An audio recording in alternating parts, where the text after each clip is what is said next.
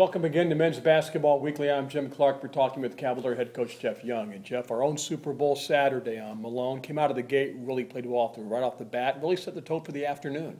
Yeah, I like the way we came out, especially defensively. All the guys did a nice job, high energy level, and did a great job of defending and rebounding the basketball to start the game.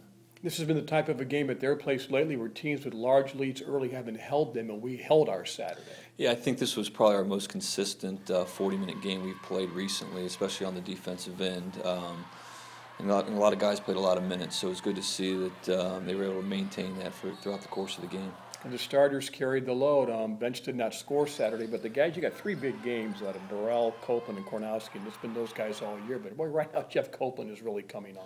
Yeah, he's playing with a lot of energy, and when he does that, he gets to the offensive glass, and he's playing the four spot where he can drive some of those bigger fours. And when he's active, he's pretty good, and he's done that the last 3 games. And Kornowski again, he was like a guy possessed. I've never seen him get at the ball that well as he did Saturday, and he was strong at the basket as always, and they had no answer for him at all.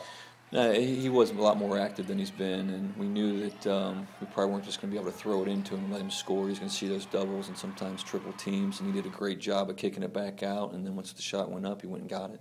It's always nice in big games to shoot the ball well early. Sometimes you have some butterflies, and no signs of that Saturday at all. No, I mean, at the end of the 40-minute game, we still did not shoot a very good percentage from the field or the three-point line, but neither did Malone, so we were, those things kind of equalized themselves. But we did, like I said, we rebounded the basketball, we defended them, and we didn't turn the basketball over throughout the game. And tough in that game, took very good care of the ball considering all that went on. Yeah, I think so. Obviously, it's an emotional game, and I was a little concerned how our guys would come out, and I thought we may have some early turnovers, but that certainly wasn't the case. They played pretty poised for 40 minutes, and I think we had some late turnovers, but other than that, I think we did a pretty good job.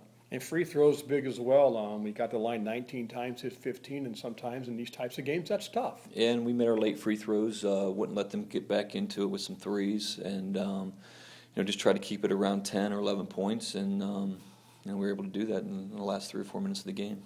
Win means a lot. You get the loss from Findlay on Saturday, just a half a game back. We have a 4-game road trip. We've won 2 of those games already, maybe 2 of the toughest games. But this week, Ashland and Lake Erie on this road, in this league, you just never know. No, and we knew this stretch was going to be tough, starting with Findlay at home, then having to go to Hillsdale 2 days later, and then follow that up with Malone at Malone, and Malone had been playing awfully well. So we got through those 3 games at 2-1, and it won't get any easier. Ashland's playing well. They had a 20-point blowout on Saturday, and of course they beat Findlay 2 weeks earlier at home. So, they're capable of beating anybody in this league, and we'll have to play very well to win on the road. They've won 2 straight. They're playing better ball right now. They are, and you got a senior in there that can score 25 to 30 points every night, and he's a tough guard. He can really move his body around and score it at the rim. So we'll have to do a good job on him defensively.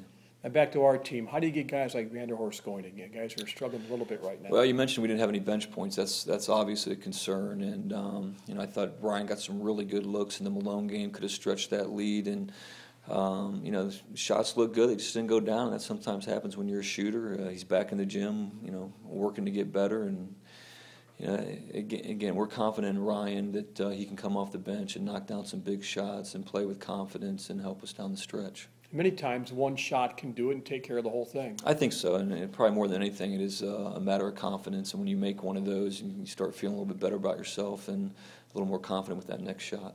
Got to be happy where we're at. First year Division II, fully in the GLIAC. You're sitting 9-5 and 13-5. Meeting your expectations?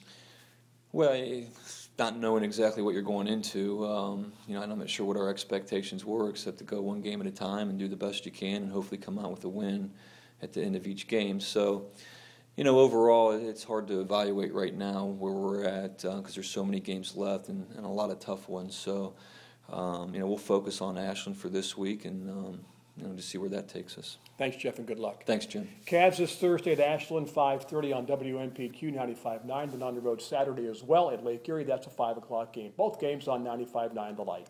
I'm Jim Clark, and that's Basketball Weekly.